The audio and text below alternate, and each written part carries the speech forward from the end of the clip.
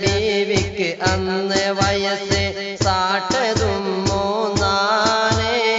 പ്രിയരെ തുണക്കാവലേകൾ കേകണം മന്നാനേ